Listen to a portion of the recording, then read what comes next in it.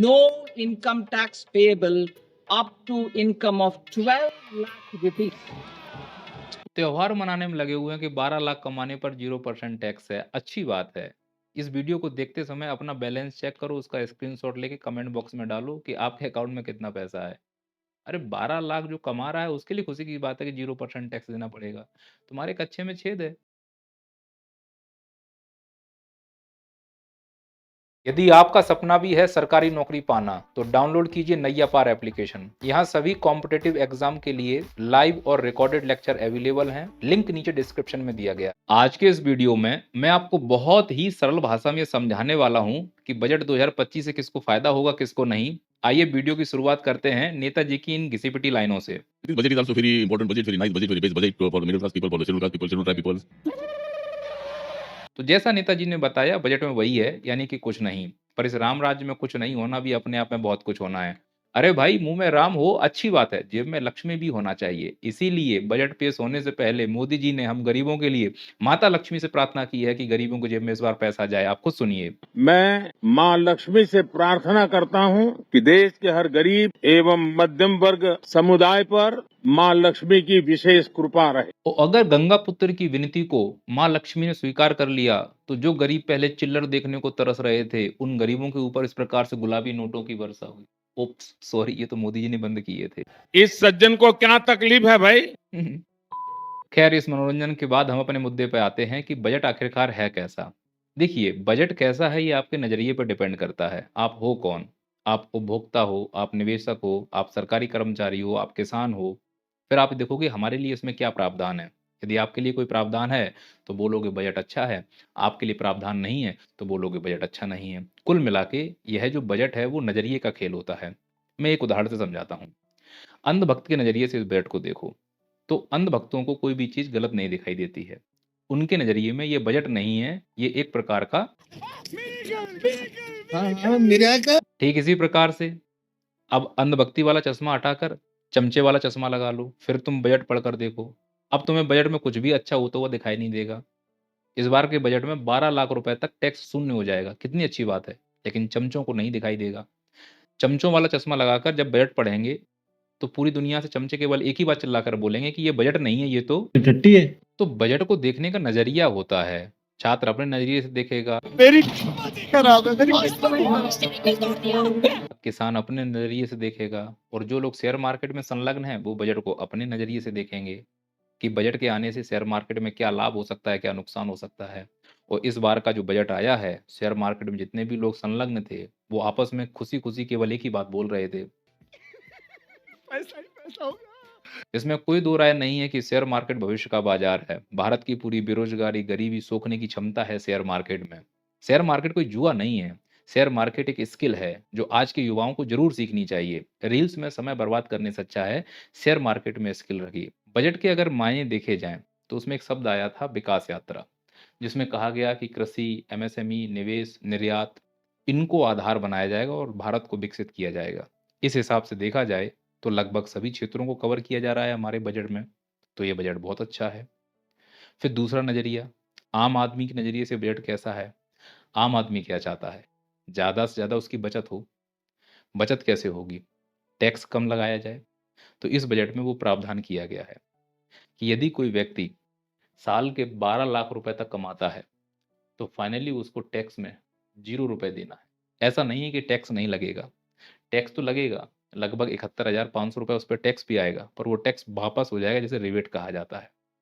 तो सुनने में कितनी संतुष्टि लगती है कि अब 12 लाख कमाओ साल का, कोई टैक्स नहीं देना। अब यहाँ पर सरकार से काउंटर क्वेश्चन किया जाना चाहिए कि भारत में कितने ऐसे लोग हैं जो साल का 12 लाख रुपए कमाते हैं। सरकार के पास इसके कोई आंकड़े नहीं होंगे, अगर होंगे भी तो जारी नहीं किए जाएंगे। तो अनुमान है कि 2 से 3 करोड़ लोग ऐसे हैं जो साल का 12 लाख रुपए कमाते होंगे। तो इस लिहाज से ये केवल खुशी 2 से 3 करोड़ लोगों के लिए ही है। 1 अरब 40 करोड़ जनसंख्या वाले इस देश में मैं कहता हूं कि 5 करोड़ लोग ऐसे हैं जो 12 लाख रुपए कमा रहे हैं। तो बाकी 1 अरब 35 करोड़ जनसंख्या क्यों इस बात को लेकर खुशी हो रही है कि 12 लाख पर 0% टैक्स कर दिया गया। वो एक रियलिटी बताऊं, जब आप ये वीडियो देख रहे हैं तो अपने बैलेंस को जाकर चेक कीजिए, मेरे कमेंट पे अपलोड कीजिए, तब आपको समझ में आ जाएगा कि आपको खुशी होने की आवश्यकता क्यों है। यानी साल का 12 लाख, महीने का 1 लाख रुपए कमा रहे हो। उस देश में जहाँ 80 करोड़ लोग 5 किलो अनाज के लिए लाइन में रख रहे हों। वो देश इसलिए खुशी हो रहा है क्योंकि 12 लाख रुपए पर 0% टैक्स देना पड़ेगा। अगर ये बजट सच मायने में इसलिए अच्छा माना जाता कि चलो टैक्स में रिबेट मिल रही है, तो मैं मानता कि यहाँ डायरेक्ट टैक्स यानी इनकम टैक्स की जगह जीएसटी कम कर दिया जाता। क्योंकि जो गरीब तबके वाला व्यक्ति है ना, जो 5 किलो अनाज लेकर लाइन में लगता है 80 करोड़ लोग, वो इस टैक्स से प्रताड़ित नहीं है, वो जीएसटी के टैक्स से प्रताड़ित है। दूध खरीदने जाते हैं जीएसटी, रोटी खरीदने जाते हैं जीएसटी, कपड़ा खरीदने जाते हैं जीएसटी। कमर तो उस टैक्स ने तोड़ी हुई है, ना कि इस टैक्स ने।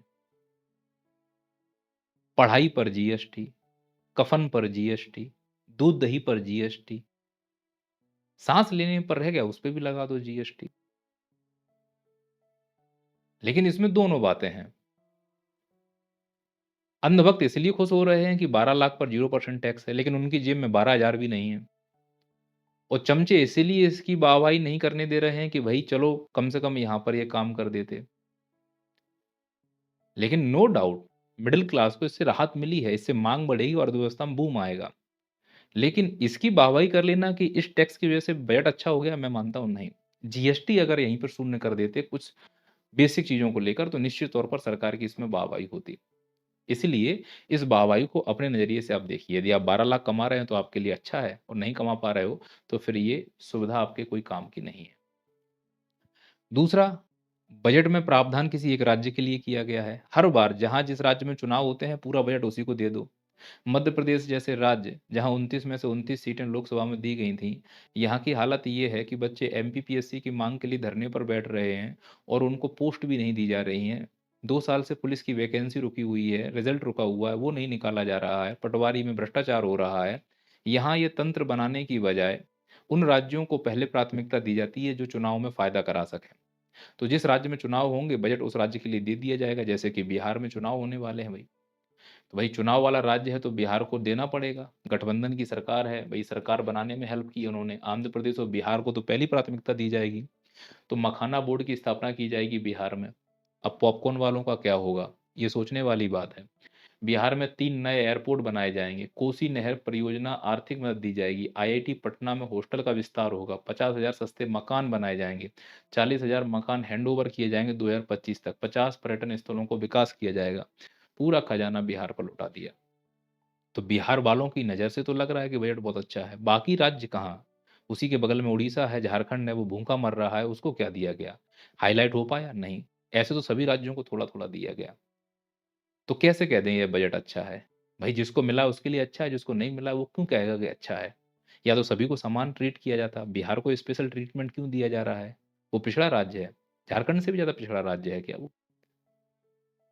तो यहाँ पर ये समझने की आवश्यकता है कि बजट अच्छा है या बुरा है, ये इस आधार पर तय होगा कि आखिरकार किसको क्या मिला। आम नागरिक की एक सहूलियत और बहुत अच्छी हुई है कि बहुत सी चीज़ें सस्ती हुई हैं। जैसे टीवी सस्ती हुई है, कस्टम ड्यूटी घटाकर 2.5% कर दी गई है।